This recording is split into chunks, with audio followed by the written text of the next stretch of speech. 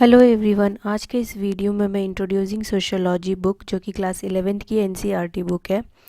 इस बुक का first chapter sociology and society discuss करूंगी। इस चैप्टर में सोशियोलॉजी एंड सोसाइटी के बारे में बताया गया है 10 थीम्स के थ्रू। तो इस वीडियो में मैं शुरू के जो 3 थीम्स हैं उनको डिस्कस करूंगी। तो फर्स्ट थीम इंट्रोडक्शन है, सेकंड थीम सोशियोलॉजिकल इमेजिनेशन है and third plurality and equality वाला थीम है। ये 3 थीम्स को मैं डिस्कस करूंगी एंड ये पार्ट 1 ऑफ द वीडियो है। एंड नेक्स्ट की थीम्स को डिस्कस करने के लिए मैं अलग से वीडियो बनाऊंगी। तो मैं चैप्टर की शुरुआत करूंगी फर्स्ट थीम से जो कि इंट्रोडक्शन है। इंट्रोडक्शन में एज अ क्लास 11 स्टूडेंट आपको कुछ लाइफ चॉइसेस को इमेजिन करना है। जब आप क्लास 11th में एंटर करते हैं तो फिर जो सब्जेक्ट को चूज़ करने के लिए ऑप्शंस होते हैं उसमें जो डिलेमा आता है उसको लेकर के आपको कुछ चॉइसेस को इमेजिन करना है एंड इन सब को आपको सोशियोलॉजी या फिर सोसाइटी के पॉइंट ऑफ व्यू से देखना है। तो अभी इंट्रोडक्शन में मैं पहले जो चॉइसेस हैं उनको बताऊंगी एंड उसके बाद फिर इन चॉइसेस में जो सोसाइटल फैक्टर है उसके बारे में बताऊंगी एंड फिर उसके बाद ये सारे सोसाइटल फैक्टर्स हमारे डिसीजन को किस तरीके से इफ़ेक्ट करते हैं ये बताऊंगी।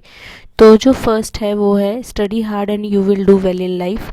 सेकंड है if you do this subject or set of subjects you will have better chance of getting a good job in the future. Third है as a girl do you think your choice of subjects is a practical one.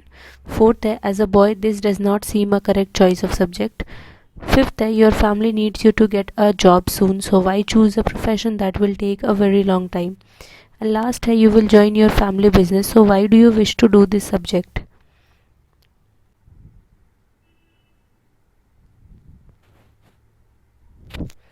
जो first point है इसमें एक individual effort की बात की जा रही है। यहाँ पे एक इंडिविजुअल को अपना एफर्ट लगाना है to do well in life. अभी ये जो to do well in life वाला पॉइंट है इसमें हर एक सोसाइटी के लिए ये अलग होता है। एंड जो सेकंड है वो है subject or set of subjects and good job. तो ये इसमें सोसाइटल फैक्टर्स हैं कि कुछ सब्जेक्ट्स लेने पे अच्छी जॉब मिलती है, ये इसमें सोशियोलॉजी का फैक्टर है। एंड थर्ड है एज अ गर्ल यानी कि जेंडर है। थर्ड और फोर्थ पॉइंट दोनों में ही जेंडर है सोसाइटल फैक्टर। कि जेंडर के हिसाब से कुछ सब्जेक्ट्स प्रैक्टिकल होते हैं एंड बॉय जेंडर के हिसाब से कुछ जो चॉइस ऑफ सब्जेक्ट है वो करेक्ट है या नहीं है। एंड थर्ड है फैमिली एंड फैमिली के साथ फिर सोशियो इकोनॉमिक जो हमारा बैकग्राउंड है यानी कि जो इनकम लेवल है ये सारी चीज़ें आती है। एंड फिर लास्ट में भी फैमिली है। Student has to study hard to do well in life.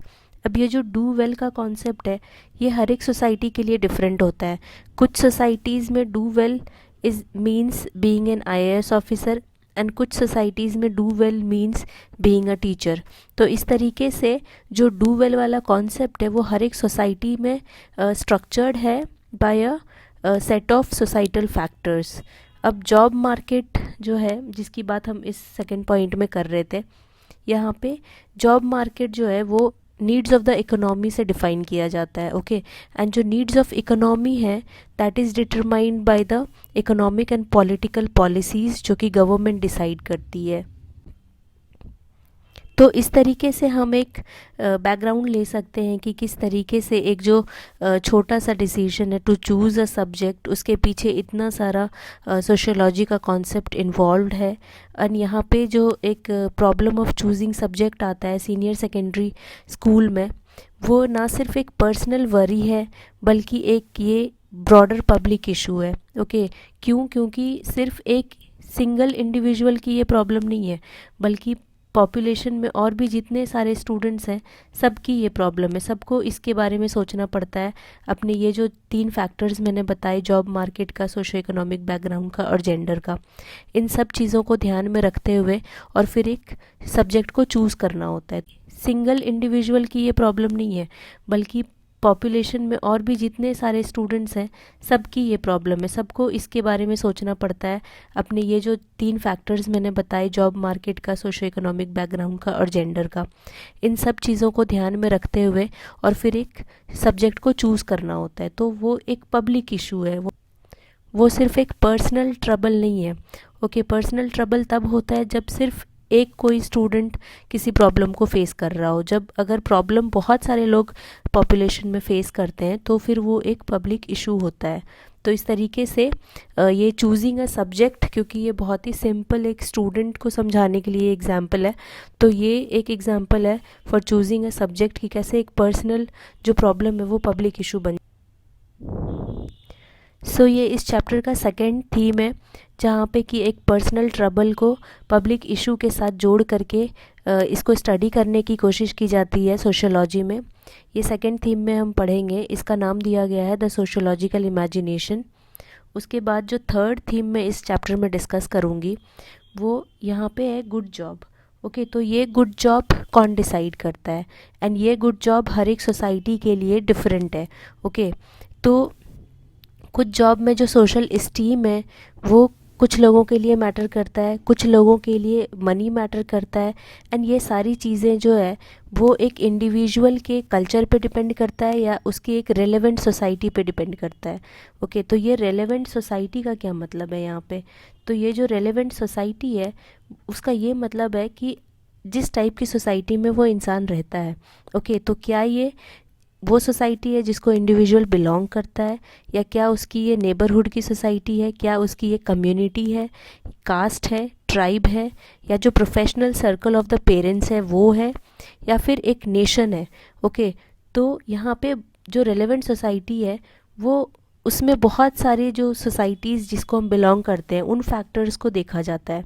तो ये थर्ड थीम है ऑफ दिस चैप्टर, जिसका मतलब है प्लूरलिटी। ओके, जहाँ पे कि एक से ज़्यादा सोसाइटीज़ एग्जिस्ट करती है एंड हम एक से ज़्यादा सोसाइटीज़ के फैक्टर्स को कंसिडर करते हैं कोई भी डिसीजन लेने में।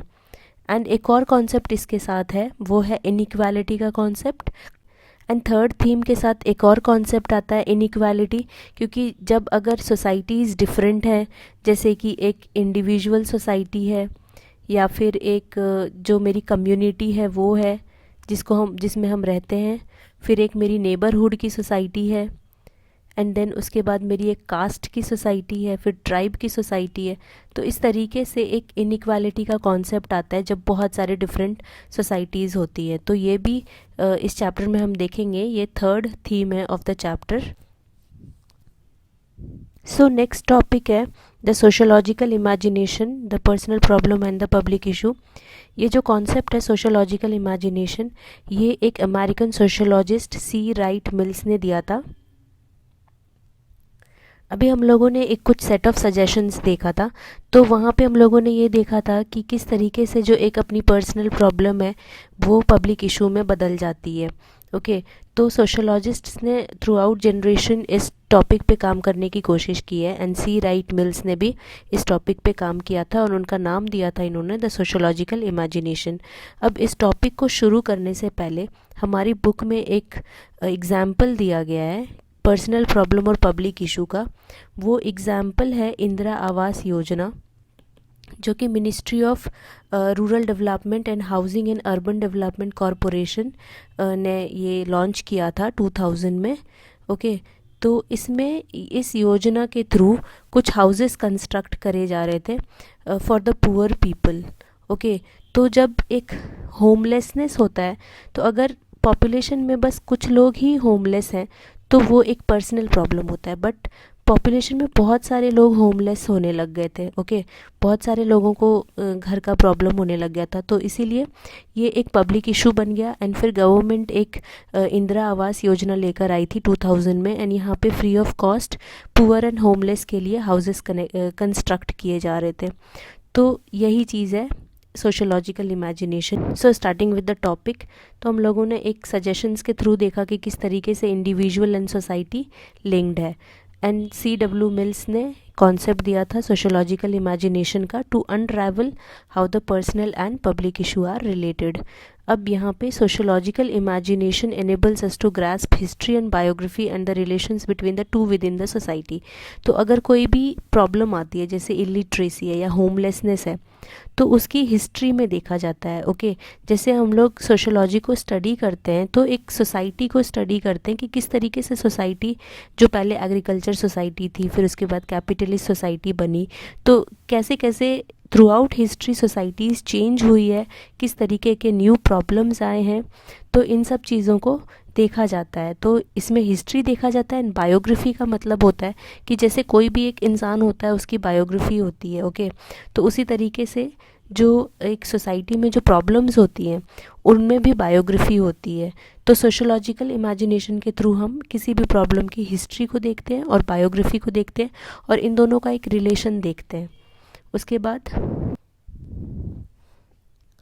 C.W. मिल्स ने अपनी बुक द सोशोलॉजिकल इमेजिनेशन में सोशोलॉजिकल इमेजिनेशन कॉन्सेप्ट को समझाया था एंड इन्होंने अपनी बुक में जो एग्जांपल लिया था वो अनएम्प्लॉयमेंट पे लिया था कि अगर पॉपुलेशन में बस कुछ ही लोग अगर अनएम्प्लॉयड रहते हैं तो वो एक पर्सनल प्रॉब्लम है या फिर पर्सनल ट्रबल है, बट अगर पॉपुलेशन में बहुत सारे लोग अनएम्प्लॉयड रहने लग जाएं तो फिर ये एक पब्लिक इशू बन जाती है एंड इसमें फिर गवर्नमेंट को इंटरवीन करने की ज़रूरत होती है एंड कुछ स्कीम्स लाने की ज़रूरत होती है।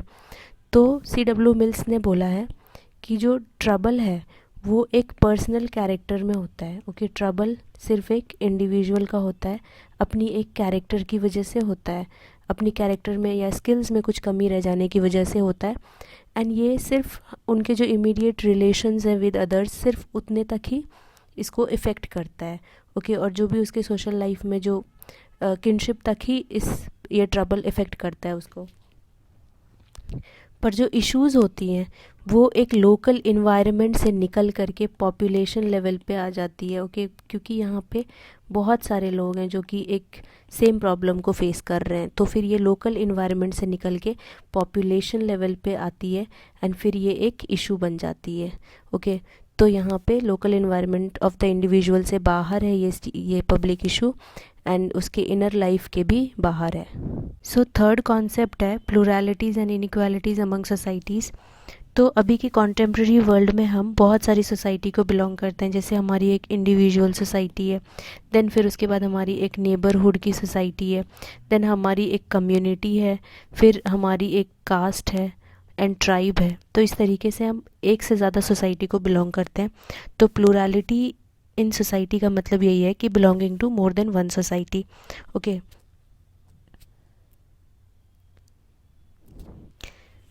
सो अगर हम फॉरेनर्स के बीच में कहते हैं आवर सोसाइटी तो उसका मतलब होता है कि हम एक इंडियन सोसाइटी की बात कर रहे हैं, एक कलेक्टिव की बात कर रहे हैं। यहाँ पे हम अपने आप को कास्ट के बेसिस पे, ट्राइब के बेसिस पे रिप्रेजेंट नहीं करते हैं, हम अपने आप को इंडियन सोसाइटी के बेसिस पे रिप्रेजेंट करते हैं।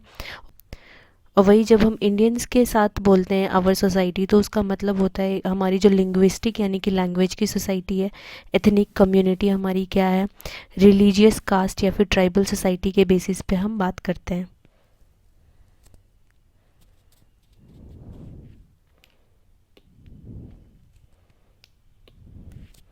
तो हमारी इंडियन सोसाइटी में बहुत ज़्यादा डाइवर्सिटी है, इस चीज़ को हम जानते हैं। तो इस डाइवर्सिटी को स्टडी करना सोशोलॉजिस्ट्स के लिए एक टास्क है एंड ये ना सिर्फ एक सोशोलॉजिस्ट्स के लिए डिफ़िकल्ट है बल्कि एक फ़िल्म मेकर्स के लिए भी डिफ़िकल्ट है। जैसे कि यहाँ पे एक हमें एग्जाम्पल दिया गया है, सत्यजीत रे एक कोट देते हैं कि what should you put in your films, what can you leave out, क्या चीज़ हम अपनी फिल्म में रखें या क्या चीज़ हम छोड़ दें। Would you leave the city behind and go to the village, क्या हम सिटी को छोड़ के विलेज में शूट करेंगे फिल्म को, जहाँ पे कि काउस ग्रेस कर रहे हैं एंडलेस फील्ड्स में, शेफर्ड फ्लूट बजा रहे हैं। You can make a film here that would be pure and fresh and have a delicate rhythm of a boatman's song. तो यहाँ पे ये एक विलेज जो हमारी कम्युनिटी है उसके बारे में ये बात कर रहे हैं एंड नेक्स्ट पैरा में ये सिटी के बारे में बात कर रहे हैं। ओके, कि or would you rather go back in time way back to the epics where the gods and demons took sides in the great battle where brothers killed brothers, or would you rather stay where you are, यानी कि जो city है उसमें रह करके और जो एक लाइट्स है एंड इसके ऊपर आप एक मूवी बनाएंगे। तो इस तरीके से यहाँ पे सिटी की बात करी जा रही है एंड यहाँ पे विलेज की बात की जा रही है एंड इनमें बहुत सारी डाइवर्सिटी है। तो इसी तरीके से सोशोलॉजिस्ट्स भी एक फेस करते हैं प्रॉब्लम्स को to study the diversity of Indian society. And यहाँ पे सत्यजीत रे ने तो इन विलेज के बारे में और सिटी के बारे में बहुत अच्छी अच्छी चीज़ें बोली है कि यहाँ पे ये सब कुछ फ्रेश होगा एंड सारी अच्छी अच्छी चीज़ें बोली है। बल्कि जो सोशोलॉजिस्ट्स हैं वो बहुत ही डिफरेंट फाइंड करते हैं इंडियन सोसाइटी को, जैसे कि इस एग्जाम्पल में दिया गया है जहाँ पे कि एक कोई विलेज में सोशोलॉजिस्ट स्टडी करता है। तो वहाँ पे ये बताते हैं कि एक अनटचेबल के बारे में बताया गया है कि किस तरीके से उसको चाय लेना था शायद, तो चाय लेने के लिए उस शॉप के बाहर में उसको एक सॉकर और ग्लास लेके खड़े रहना होता है एंड देन वहाँ पे फिर जो शॉपकीपर है वो आके उसकी प्लेट में वो सारे खाने का चीज़ दे देता है and then he goes back. Okay, तो इस तरीके से सोशोलॉजिस्ट्स बोलते हैं कि जो एक विलेज का जो स्टडी है वो इतना रोमांटिक नहीं है। Amartya Sen the argumentative Indian में कोट के थ्रू हमें बताते हैं कि किस तरीके से इनइक्वालिटी सोसाइटी में एग्जिस्ट करती है। तो जैसे कि ये बोलते हैं कि some Indians are rich, most are not, some are very well educated, others are illiterate. तो यहाँ पे रिच एंड पुअर के बीच पे एक इनइक्वालिटी है, एजुकेटेड एंड इलिटरेट के बीच में इनइक्वालिटी है। Some lead easy lives of luxury, others toil hard to little reward. Okay, कुछ लोग आराम से लग्जरी की लाइफ जी रहे हैं एंड कुछ लोग बहुत हार्ड वर्क कर रहे हैं। Some are politically powerful, others can not influence anything. तो पावर के ऊपर भी इनइक्वालिटी है। Some have great opportunities for advancement in life, यानी कि उनको पढ़ने का या फिर जॉब करने का अपॉर्चुनिटी अच्छा मिला हुआ है। Others lack them altogether. Some are treated with respect, कुछ लोगों को रिस्पेक्ट मिलता है पुलिस के द्वारा, कुछ लोगों को नहीं मिलता है। तो इस तरीके से ये डिफरेंट काइंड्स ऑफ इनइक्वालिटी है एंड इन सबको हमें एक सीरियस अटेंशन देने की ज़रूरत है। तो इस वीडियो में इतना ही। So if you like this video then please subscribe to my channel.